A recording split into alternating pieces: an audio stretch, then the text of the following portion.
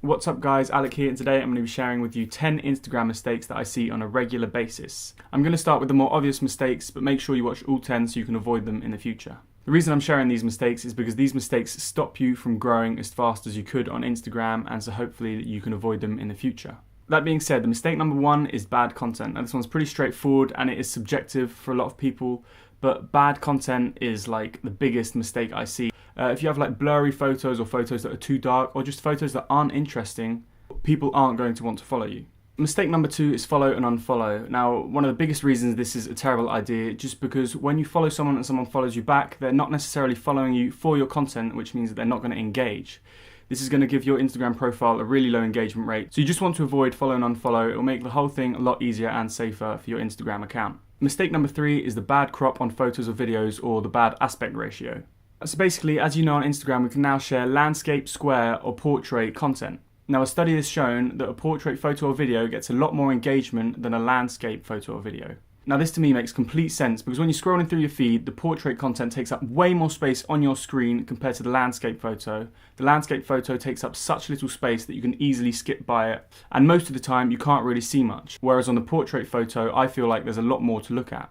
So if you want to get more engagement on your profile, you're going to want to start posting more portrait content, or at least square. I never post horizontal content, especially on my stories. I can't stand it when people post horizontal videos on their stories. It just doesn't make any sense, because you've got a massive open space above it and below it and you just can't see anything. Mistake number four is not having a theme or a niche. So when someone visits your profile, people want to know what you're all about.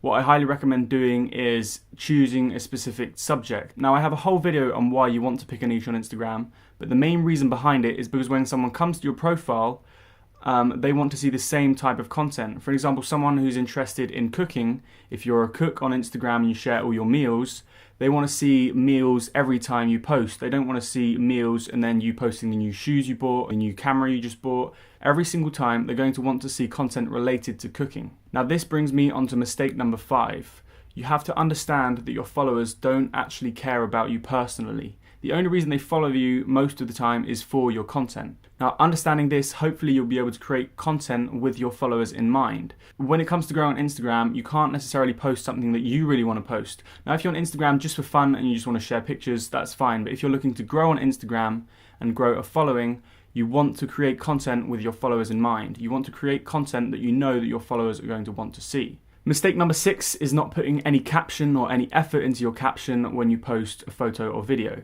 The whole reason behind a caption is to create a connection between you and your followers. You want to write something that captures their attention and makes them want to engage with your photo or video. In your caption, you want to connect with them on an emotional level. You want to write something that they could potentially relate to. Ask them a question which will then hopefully lead to a comment. Now this brings me on to mistake number seven. As soon as you get a comment, you want to reply to it as soon as possible. The reason being is that when you post a new photo or video on Instagram, the first hour is the most important for engagement.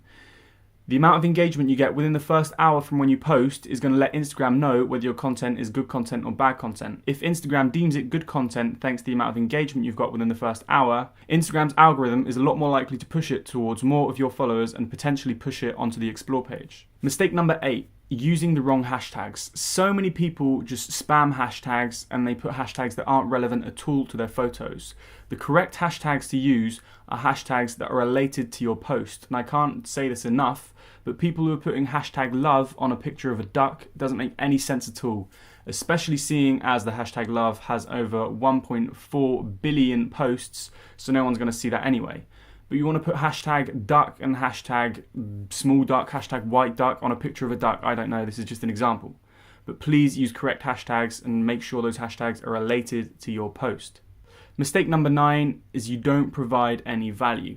Now you've got to think to yourself, why do people actually want to follow you? Is it because you take amazing pictures or you write amazing captions? For example, if you're a travel influencer, you take a step back, look at your content and be like, right, I'm a travel influencer, this is travel content, but is it good travel content? If this was someone else's stuff, would I follow it? Ask yourself that question. Does it bring any value? And by the way, you can bring value in so many different ways. It could be the fact that you write really nice captions, you provide a load of information about a certain location, or it could be that you just post amazingly beautiful photos. So take a step back, have a look at your content and just think on how you could provide value, because there are so many different ways that you could provide value. And finally, mistake number 10 is your posting schedule. Not being consistent on Instagram is one of the biggest growth killers out there. When it comes to growing on Instagram, you want your schedule to be as consistent as possible. You could post twice a day, you could be posting twice a week, but just try and keep it consistent.